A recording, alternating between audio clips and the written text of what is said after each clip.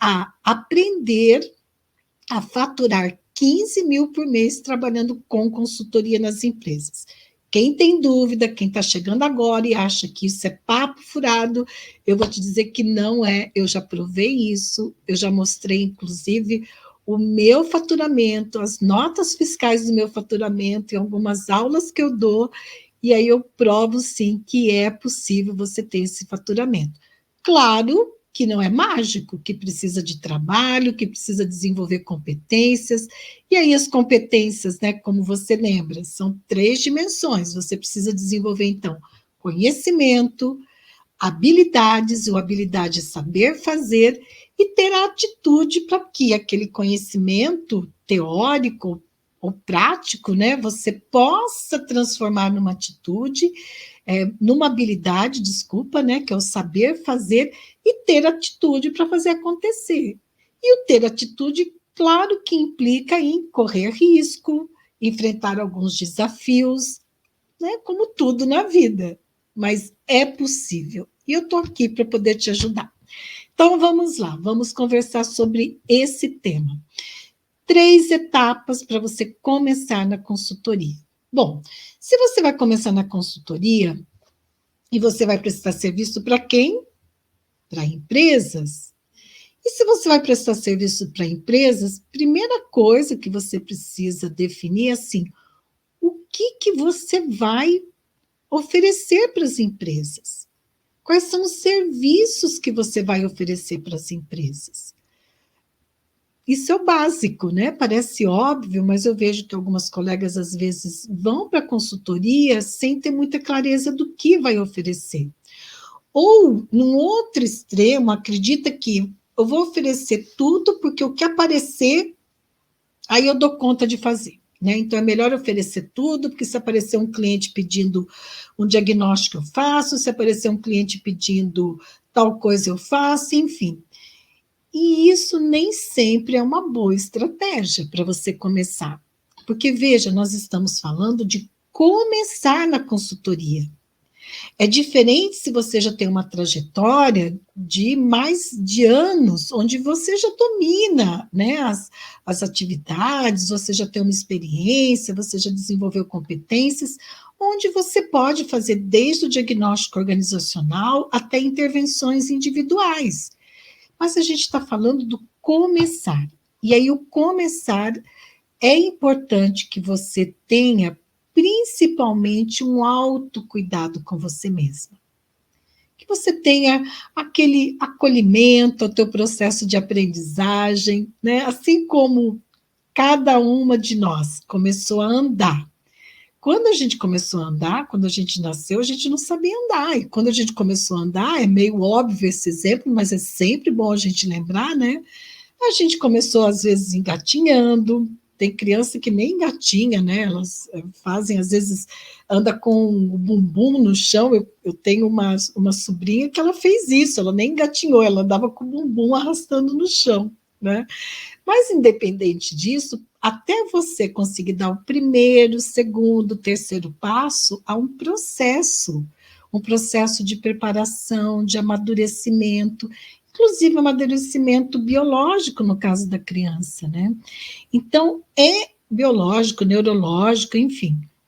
Então, é importante também que a gente não perca isso de vista, se você vai começar na consultoria, que você precisa se respeitar, ter um acolhimento com o teu processo de aprendizagem, ter paciência, principalmente se você já é uma profissional que atua em alguma área, domina aquela área, sabe? Já faz com muita expertise, já é ter uma referência na área que você atua, e você vai começar na consultoria.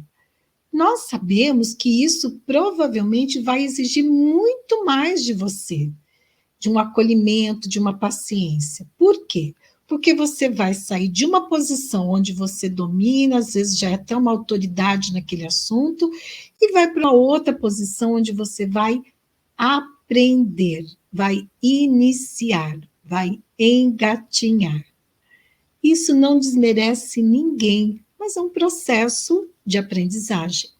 E se você faz esse processo de aprendizagem usando um método que vai te ajudar nessas 3 etapas, você fará esse processo de desenvolvimento com muito mais tranquilidade, com muito mais segurança e com muito mais, como que eu posso dizer, conforto, né? O conforto no sentido não de comodismo, mas no sentido de que você fica confortável em saber que você está com a certeza de por onde você está indo e o que você deve fazer, principalmente respaldado no nosso código de ética. Isso é muito importante, porque quando você entra nas organizações, há algumas resoluções do Conselho Federal de Psicologia que são específicas para a psicóloga que trabalha nas empresas, como, por exemplo, de seleção, como, por exemplo, de elaboração de um laudo psicológico, né, quando você faz avaliação psicológica, como, por exemplo, da avaliação psicossocial, né, que foi regulamentada agora em janeiro pelo Conselho Federal de Psicologia. Então, existem algumas especificidades, né? Essa palavra é bem... mas algumas especificidades que são importantes que você também saiba e que o método te ajude a ter essa clareza, né? Quais são elas? Então, vamos lá. Qual é a primeira etapa se você quer começar na consultoria? Primeira etapa, se você quer começar na consultoria, como eu estava dizendo, o que você vai oferecer para as empresas. Então, não fique naquele extremo de que vai fazer tudo. Não, você está começando. Então, procure especificar o que você vai oferecer. Ou, aí a escolha pode ser por algo que você já reconhece, que você tem facilidade, que você já tem até algumas demandas, as pessoas pedem para você, ou então algo que você deseja, que você gostaria de trabalhar com aquela atividade. Isso é bem importante, que você tenha essa clareza, o que eu vou oferecer, o que eu vou procurar estudar, procurar me desenvolver para eu poder oferecer para as empresas. Quando você faz isso, você começa um processo que é de construir o teu portfólio, que é extremamente importante quando você vai para a empresa. Porque, veja, trabalhar com empresas é diferente de você trabalhar com pessoa física. Se você é uma colega que atua em clínica e faz um trabalho belíssimo, extremamente importante em clínica, né, como a psicoterapia e outros tantos trabalhos que podem ser desenvolvidos na clínica, quando você vai para a consultoria em empresa, você vai precisar se adequar à linguagem, que é uma outra linguagem, a uma outra complexidade, e há também nessa linguagem, nessa comunicação com a empresa, há também algumas formas de você apresentar o serviço para a empresa que é diferente na clínica. Por quê? Quando você... Só um minutinho. Desculpa. Quando você apresenta o seu trabalho para a empresa, as empresas gostam de trabalhos que são apresentados com uma certa formalidade, com certo cuidado, numa comunicação, numa apresentação mais corporativa, que a gente costuma dizer. Se você faz algo muito simples ou algo assim muito não tão cuidadosa, a tendência é que a empresa avalie isso como algo que vai comprometer até a imagem que ela vai ter da sua competência, do seu desempenho. Então, o portfólio ele tem que ser um documento onde você vai apresentar os seus serviços, você vai falar qual é a sua visão, a sua missão, os seus valores, né? Um pouco da identidade organizacional da tua empresa, porque quando você começa a trabalhar com consultoria, você precisa abrir uma empresa. Que fique tranquila, não é nada, não é nem um bicho de 7 cabeças fazer isso. Também não é algo absurdamente caro fazer isso, tá? Mês passado, não, em junho, eu consultei o meu contador e ele falou que estava em torno de R$ 600 para abrir uma empresa. E outras informações como essas, eu já tenho alguns conteúdos aqui nos meus canais que você pode acessar para você ter mais informações. Então, você vai apresentar a identidade da sua empresa, né? Por meio, como eu falei, dos valores, da missão, da visão da tua empresa e também os serviços. Quais são os serviços que a tua empresa oferece?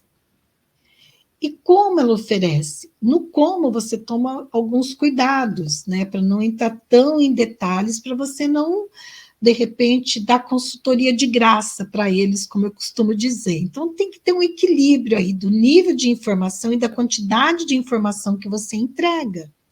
Agora, essa etapa, desculpa, essa etapa onde você apresenta os seus serviços por meio de um portfólio, é a etapa que a gente chama de prospecção. Por quê? Porque depois que você define os serviços, você vai precisar ter clareza assim, para quem eu vou oferecer o meu serviço? Quem são as empresas para as quais eu quero trabalhar ou para as quais o meu serviço elas vão realmente ter uma necessidade, ter uma demanda. Isso também pode ser invertido, pode ser ao contrário. Você quer trabalhar, por exemplo, na área de saúde, prestando serviço para empresas de saúde, e aí você define serviços que você vai oferecer que estejam, né, dentro desse escopo da psicologia organizacional, da psicologia do trabalho, para essas organizações. Também você pode fazer o contrário, não necessariamente tem que ser, primeiro,